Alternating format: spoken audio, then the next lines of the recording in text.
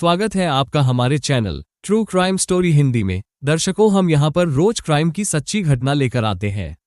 आप पहली बार हमारे चैनल पर आए हैं तो कृपया चैनल को सब्सक्राइब जरूर करें। चलिए शुरू करते हैं आज की सच्ची घटना। संध्या पर भी उसे शक हुआ तो उसने उसकी भी उसी स्थान पर ले जाकर हत्या की जहां पत्नी की थी। इसके बाद जो हुआ वो बहुत खौफनाक था। शाम के यही कोई 4 बजे थे। महाराष्ट्र के सतारा जिले के भोइस क्षेत्र के रहने वाले काश्तकार संतोष इथापे हमेशा की तरह अपने खेतों की देखरेख करके लौट रहे थे। तभी पड़ोस के गन्ने के खेत में एक लाश देखकर उनके होश उड़ गए। वो खेत शिवतम भिवताई का था। उस युवती की लाश अर्धनग्नावस्था में थी। ये देखकर वो घबरा गए और उन्होंने शोर मचाकर अन्य किसानों को एकत्र कर लिया। इसके बाद उन्होंने फोन करके इसकी सूचना भोइस थाने में दे दी। उस समय थाने में एपीआई आशीष कानमले मौजूद थे। उस समय वो अपने सहयोगियों के साथ किसी गंभीर विषय पर विचार विमर्श कर रहे थे। लाश मिलने की सूचना उनके लिए अहम थी, इसलिए वो उसी समय पुलिस टीम के साथ शिवराम द्वारा बताई गई जगह के लिए रवाना हो गए। घटनास्थल थाने से लगभग 4 किलोमीटर की दूरी पर था। वो करीब 10 मिनट में वहां पहुंच गए। इस बीच रास्ते में ही उन्होंने अपने मोबाइल फोन से मामले की जानकारी अपने वरिष्ठ अधिकारियों के साथ साथ पुलिस कंट्रोल रूम को दे दी। ये बात 3 अगस्त 2021 की है। इस बीच मामले की खबर आग की तरह पूरे इलाके में फैल गई थी। पुलिस के पहुंचने से पहले ही घटनास्थल पर काफी लोगों की भीड़ जुट चुकी थी। घटनास्थल पर पहुंचकर पुलिस ने वहां का निरीक्षण करना शुरू कर दिया था। निरीक्षण में मृतका की उम्र यही कोई 34 साल के आसपास लग रही थी। हत्यारे ने उसकी हत्या कर उसे गन्ने के पत्तों से छिपाने की कोशिश की थी, लेकिन जानवरों ने उसके शव के ऊपर से उन पत्तों को इधर उधर कर दिया था। सहायक इंस्पेक्टर आशीष कानमले घटनास्थल का निरीक्षण कर ही रहे थे कि घटना की जानकारी पाकर SP Ajay Bansal, additional SP Dheeraj Patil और डीवाईएसपी शीतल जानवे मौकाए वारदात पर पहुंच गए। उनके साथ ही फोरेंसिक ब्यूरो के अधिकारी भी थे। निरीक्षण में पुलिस अधिकारियों ने देखा कि मृतका के दोनों हाथ पीछे करके उसके ही दुपट्टे से बंधे थे। देखने से लग रहा था कि उसकी हत्या गला घोंट कर की गई थी। मृतका कौन थी और कहां की रहने वाली थी, इसका कोई सबूत लाश के पास से नहीं मिला। तब उसकी शिनाख्त के लिए पुलिस ने वहां पर एकत्र भीड़ से पूछताछ की, मगर उस भीड़ में से कोई भी उसकी शिनाख्त कर सका। इससे यह साफ हो गया कि वो महिला वहां की रहने वाली नहीं थी। पुलिस टीम को यह समझने में देर नहीं लगी कि वो महिला किसी अन्य जगह की रहने वाली है। शिनाख्त न होने की स्थिति में पुलिस ने मौके की कार्रवाई कर लाश पोस्टमार्टम के लिए भेज दी। एसपी अजय बंसल के निर्देश पर एपीआई आशीष कानमले ने इस मामले की जांच शुरू कर दी। ऐसे में समस्या ये थी कि बिना शव की शिनाख्त के तफ्तीश एक कदम भी आगे नहीं बढ़ सकती थी। ऐसे में जांच अधिकारियों ने वही रास्ता अपनाया जो पुलिस अक्सर अपनाती है। पुलिस टीम ने पहले ये पता लगाने की कोशिश की कि किसी महिला की गुमशुदगी की सूचना शहर के किसी पुलिस थाने में तो दर्ज नहीं है, मगर इसमें उन्हें शीघ्र कामयाबी नजर नहीं आए। ऐसे में जांच अधिकारी एपीआई आशीष कानमले ने टीम के साथ दोबारा घटनास्थल के आसपास के खेतों का निरीक्षण किया। इसमें उन्हें कामयाबी मिली। घटनास्थल से लगभग 10 मीटर की दूरी पर उन्हें एक बैग मिला, जिसमें मृतका का आधार और पैन कार्ड थे। आधार कार्ड में मृतका का नाम संध्या विजय शिंदे था और वह सतारा शहर की रहने वाली थी। ये जानकारी मिलते ही जांच अधिकारी आशीष कानमले ने तत्काल अपनी एक टीम सतारा सिटी भेजकर संध्या शिंदे के बारे में जानकारी हासिल की। वहां पता चला कि सतारा सिटी पुलिस थाने में उसके भाई ने उसकी गुमशुदगी शिकायत दर्ज करवाई थी। पुलिस ने उसके भाई से संपर्क कर शव की शिनाख्त के लिए अस्पताल बुलाया। भोइस पुलिस थाने से संध्या शिंदे की हत्या की खबर पाते ही भाई और कुछ रिश्तेदार तुरंत अस्पताल पहुंच गए थे, जहां उन्होंने रोतबिलखते हुए संध्या शिंदे के शव की शिनाख्त कर ली। जांच अधिकारी आशीष कानमले ने उन्हें सांत्वना देते हुए जब संध्या शिंदे की हत्या के मामले में पूछताछ की तो उन्होंने बताया कि वो कैटरिंग का काम करती थी। अपने काम की वजह से वो 2 से 3 दिनों तक घर से बाहर रहा करती थी। उसकी सहेलियों में कामले थी, जिसके साथ उसकी गहरी दोस्ती थी। संध्या उसे मौसी कहती थी। संध्या शिंदे के भाई और उनके नाते रिश्तेदारों के बयानों के आधार पर जांच टीम ने जल्द ही कामले मौसी को खोज निकाला। कामले मौसी ने पुलिस को बताया कि वैसे तो वह संध्या शिंदे के दोस्तों के विषय में कुछ खास नहीं जानती, लेकिन अक्सर वह निखिल गोले नाम के व्यक्ति के संपर्क में रहती थी। उसे फोन भी करती और उसके साथ कभी कभार बाहर भी घूमने जाती थी। वो कहाँ जाती थी, इस विषय में कोई जानकारी नहीं है। नितिन कौन था, क्या करता था और कहाँ रहता था, इस बारे में पुलिस को कोई जानकारी नहीं थी। इस कड़ी को सुलझाने के लिए इंस्पेक्टर आशीष कानमले ने 4 टीमें तैयार कर उन्हें उनकी जिम्मेदारी सौंप दी। पुलिस ने संध्या, उसके घरवालों और कामले मौसी के मोबाइल नंबरों की कॉल डिटेल्स निकलवा कर उसका बारीकी से अध्ययन किया तो नितिन और संध्या का रहस्य सामने आ गया था। नितिन गोले का अब पुलिस को पता मिल चुका था। पुलिस ने सादे कब्जों में उसके ठिकाने पर जब दबिश दी तो कामयाबी नहीं मिली। रात के अंधेरे का फायदा उठाकर पुलिस पर हमला कर वो निकल गया था, जिसके चलते पुलिस टीम को ये यकीन हो गया था कि संध्या का कातिल नितिन गोले ही है। वो हाथ से निकल गया था, इसके लिए पुलिस को पछतावा तो हुआ, लेकिन ऐसे में उन्हें एक फायदा ये हुआ कि उसका मोबाइल घर पर ही छूट गया था, जिसमें उसके सगे संबंधियों के साथ साथ उसके दोस्तों के भी नंबर थे। उन नंबरों के जरिए पुलिस ने नितिन गोले की खोजबीन तेजी से शुरू कर दी। साथ ही अपने सभी मुखबिरों को भी उसके प्रति सावधान कर दिया था। ऐसे में उन्हें कामयाबी मिली। 4 दिन निकल जाने के बाद सहायक इंस्पेक्टर आशीष कानमले को एक मुखबिर ने उन्हें बताया कि नितिन अपने एक दोस्त के संपर्क में अक्सर रहता है। उसे भरोसे में लेकर मुखबिर ने जब पूछा तो उसने बताया कि वो कर्नाटक के संकेश्वर नगर में रहता है और एक ट्रक पर क्लीनर का काम करता है। ये जानकारी पाते ही पुलिस ने उसके मोबाइल को सर्विलांस पर लगाकर उस इलाके की नाकेबंदी कर दी। 2 दिनों की नाकेबंदी में वो उनकी गिरफ्त में आ गया था। थाने लाकर पूछताछ करने पर पहले तो उसने मुंह नहीं खोला, लेकिन सख्ती के बाद जब उसने अपना मुंह खोला तो एक नहीं बल्कि 2 गुनाहों को स्वीकार करते हुए बताया कि प्रेमिका संध्या शिंदे की हत्या के 3 साल पहले अपनी पत्नी मनीषा गोले की भी हत्या कर चुका है, जिसका शव भी उसने उसी जगह दफनाया है जहां अपनी प्रेमिका संध्या शिंदे के शव को डाला था।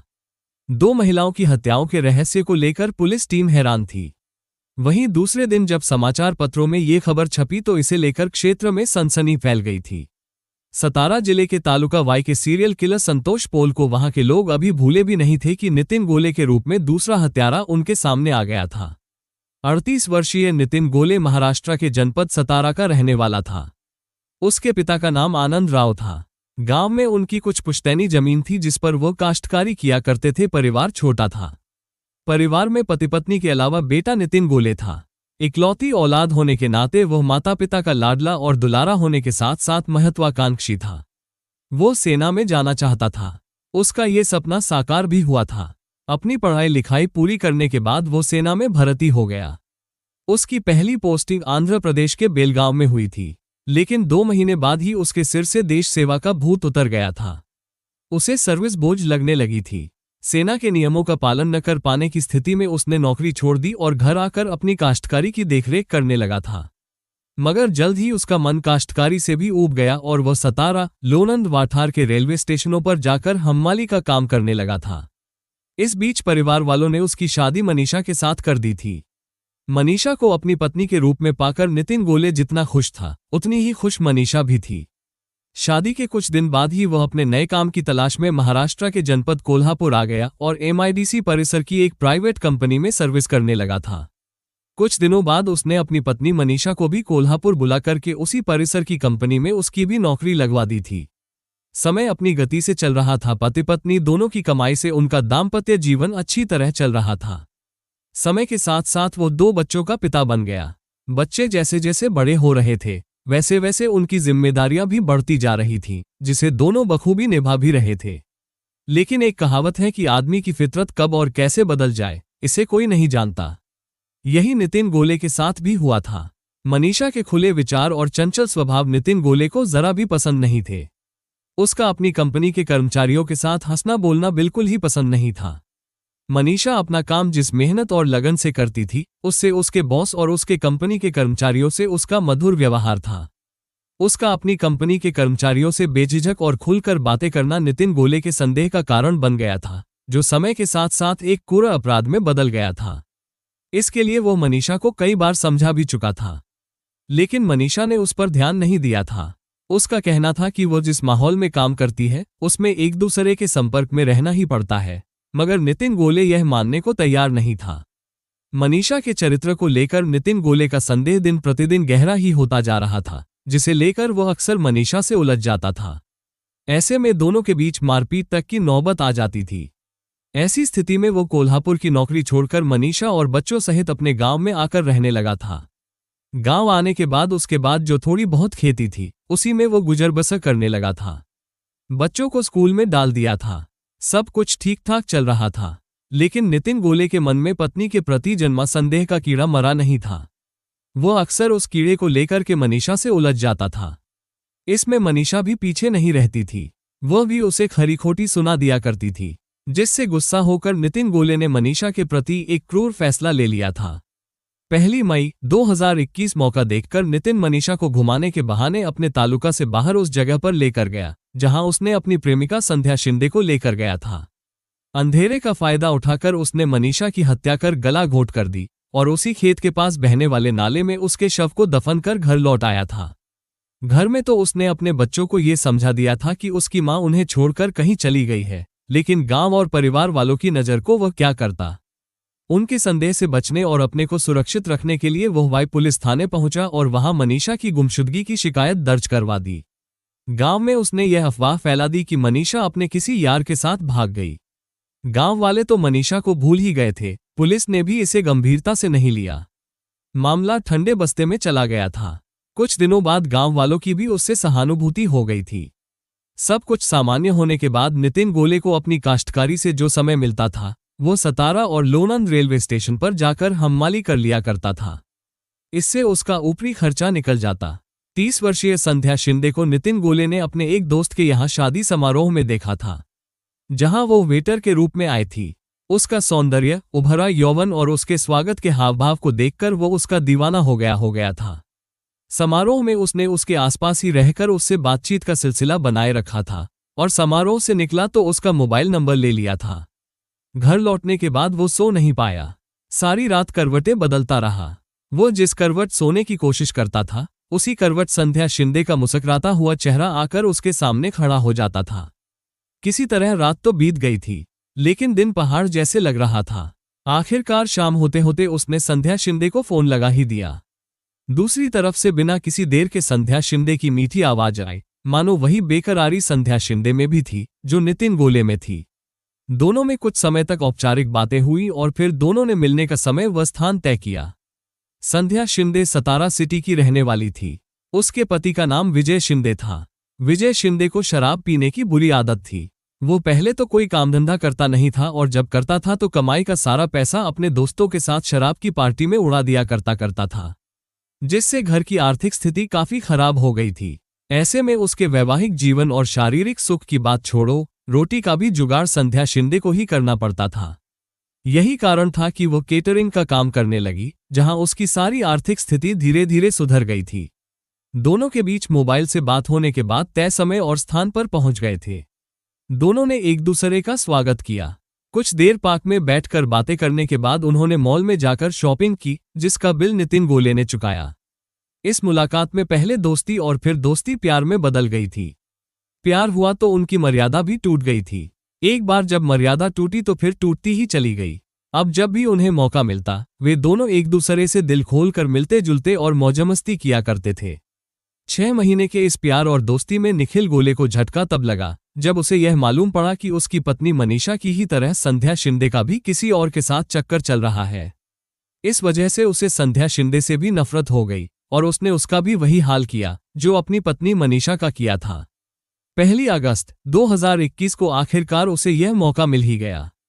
उस दिन सतारा स्टैंड से संध्या शिंदे को लेकर के वह बाहर निकला और सीधे नागेवाड़ी गया। वहां एक होटल में रहकर 2 दिनों तक मौजमस्ती की। दूसरे दिन उन्होंने माधर देवी के दर्शन का प्लान बनाया था, लेकिन बरसात के कारण वहां नहीं गए। 3 अगस्त 2021 को नितिन गोले संध्या शिंदे को लेकर उसी जगह गया जहां 3 साल पहले उसने अपनी पत्नी मनीषा गोले को ले जाकर हत्या की थी। वहां पहुंचने के बाद वो कुछ समय तक इधर उधर की बातें करते हुए संध्या शिंदे के चरित्र पर बातें करने लगा, जिसे लेकर दोनों के बीच जमकर झगड़ा हुआ। इस झगड़े के बीच नितिन गोले ने संध्या शिंदे के दुपट्टे से उसका गला घोट दिया था। उसकी हत्या के बाद नितिन गोले ने उसके दोनों हाथों को पीछे करके उसके दुपट्टे से कसकर बांध दिए और उसका बैग घटनास्थल से दूर फेंककर अपने घर लौट आया था।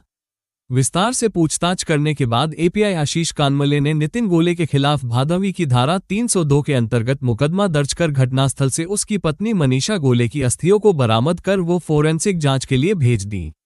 इसके बाद उसे सतारा के मेट्रोपॉलिटन मजिस्ट्रेट के सामने पेश किया, जहां से उसे जेल भेज दिया।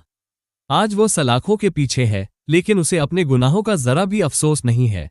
मिलते हैं दर्शकों एक और सच्ची कहानी लेकर, तब तक अपना ख्याल रखें। और जुर्म के खिलाफ लड़ने की इस मुहिम में हमारा साथ देने के लिए कृपया चैनल को सब्सक्राइब और वीडियो को लाइक जरूर करें। जय हिंद।